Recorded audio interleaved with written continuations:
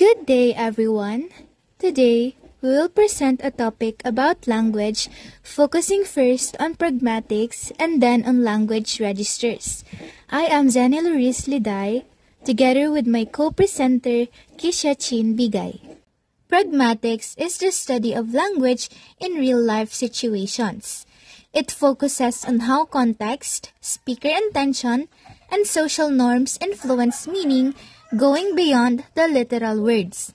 In other words, it helps us understand what speakers mean in different situations, not just the words they use.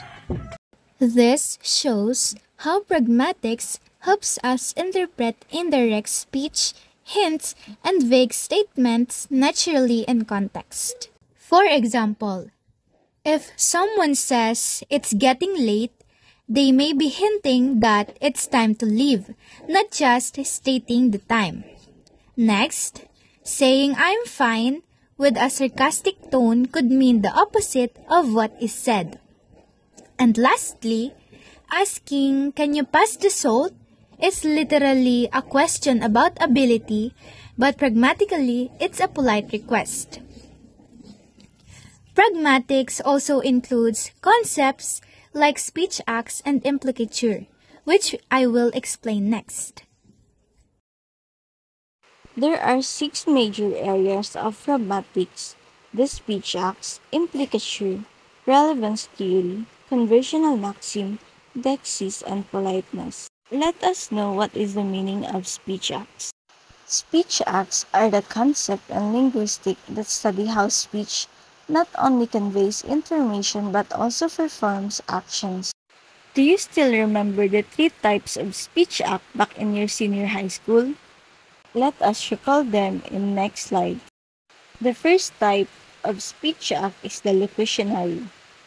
Locutionary is a roughly equivalent to uttering certain utterance with certain sense and reference, which again is roughly equivalent to meaning in traditional sense according to Austin.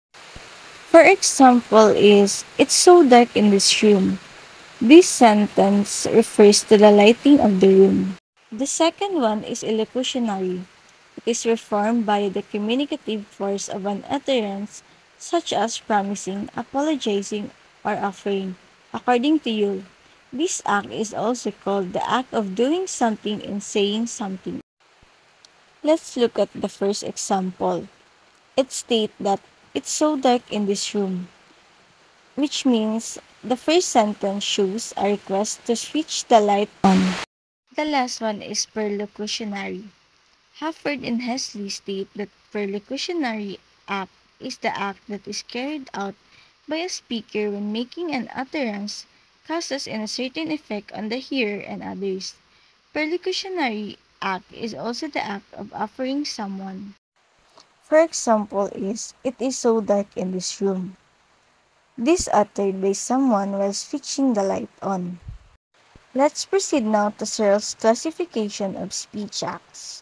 Searles classified 5 speech acts to categorize utterances based on their intended function. Number 1 is assertives.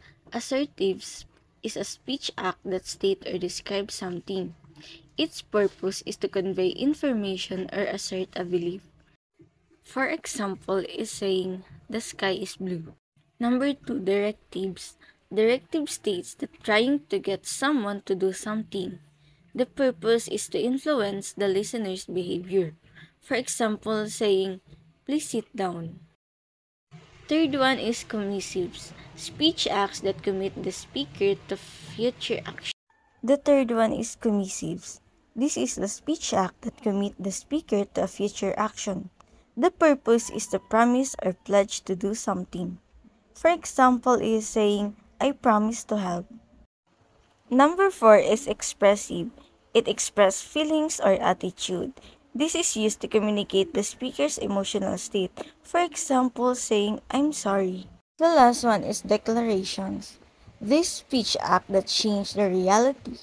The purpose is to bring out a new state of affairs through the utterances itself. For example, saying, "You are now married." Let us now proceed to implicatures. Implicature shows that speakers often imply more than they say, like, some students passed, implying not all did, or saying, well, the water was good, implying the food was bad. Together, they demonstrate how pragmatics helps us understand both what words do and what they imply, leading naturally to relevance theory. Relevance theory explains that listeners automatically look for the interpretation that gives the most insight with the least effort. For example, you left something. It is understood as an item in your bag, not something random. If someone says, I have no pencil during an exam, it is interpreted as a request to borrow one. And if a teacher says, this part will be important later, we infer it may appear on a test. Conversational maxims is developed by philosopher Paul Gries.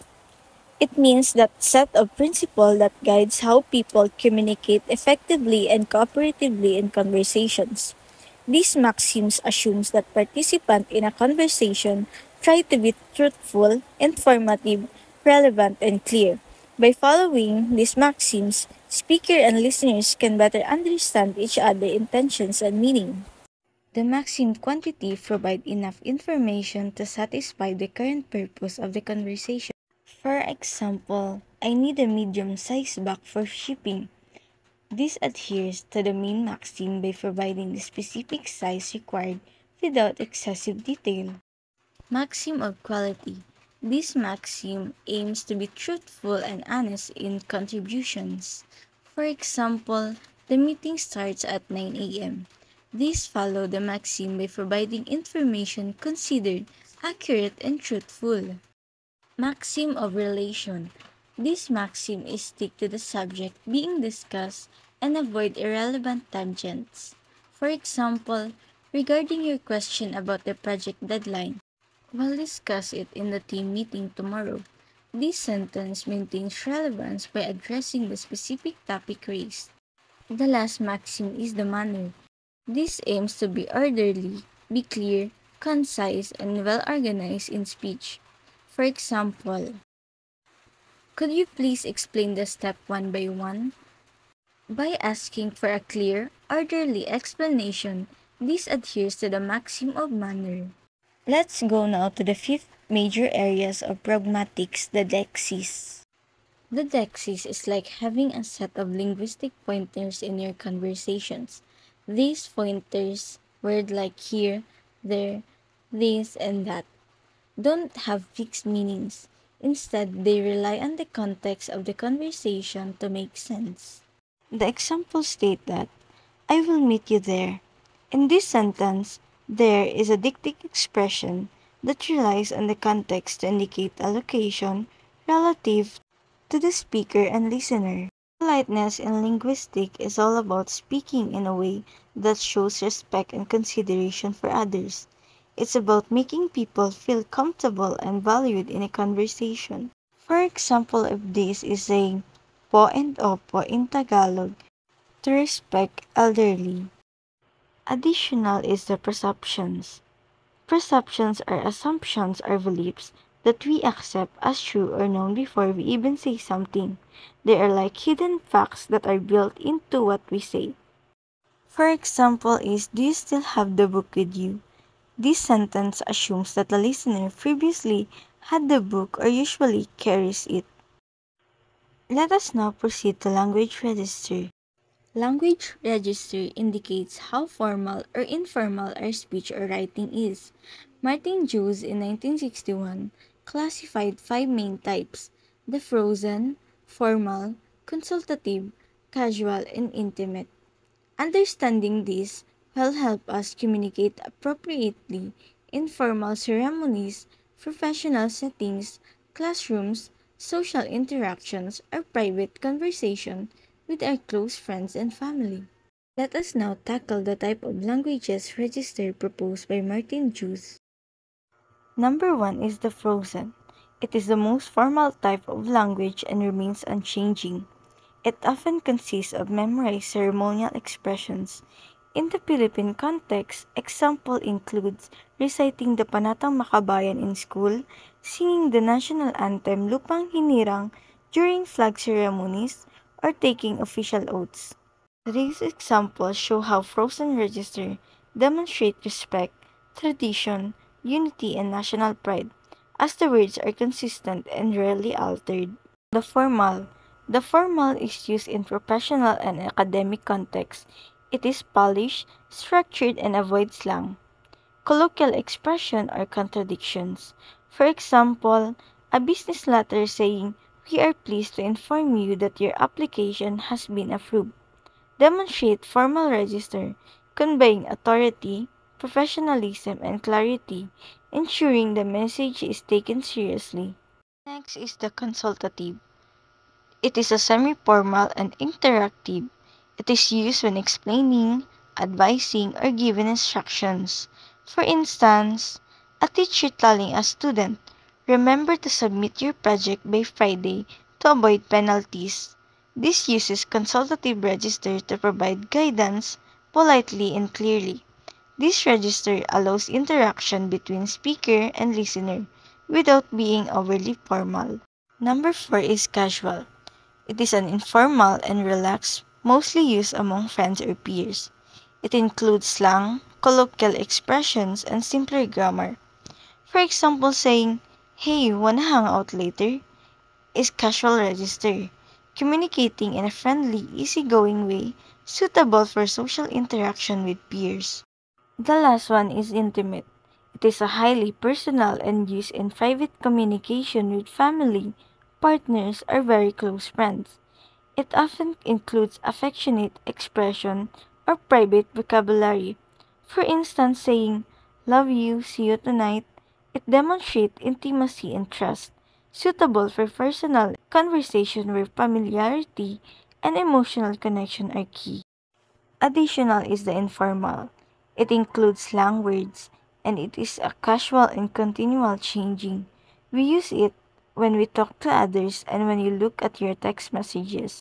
There are styles of informal language. First one is the jargon. This is the specialized or technical language for a specific group or profession that may not be understood by outsiders. For example is in the workplace.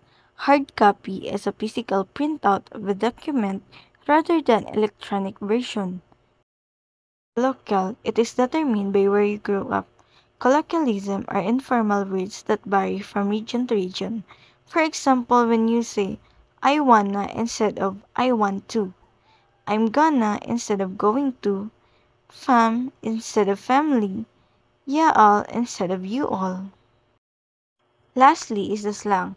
Slang refers to informal words that are used within the certain groups, such as young adults and teens, and should be avoided in academic and professional writing. For example is "no cap." It means that no lie or honestly. Sus, short for suspicious. Bet is used to show agreement, meaning okay or sure. Spill the tea, to gossip about something. Homie is a close friend. Chillax is a combination of word chill and relax. In conclusion, language registers are essential for effective communication in different contexts. They allow us to adjust our language depending on the situation and audience, and also the purpose. Martin Drew's classification from 1961 provides a clear framework for understanding how language varies from highly formal contexts like ceremonial, pledge, and official letters to highly personal contexts with close friends or family. Choosing the right register ensures clarity, appropriateness, and successful communication.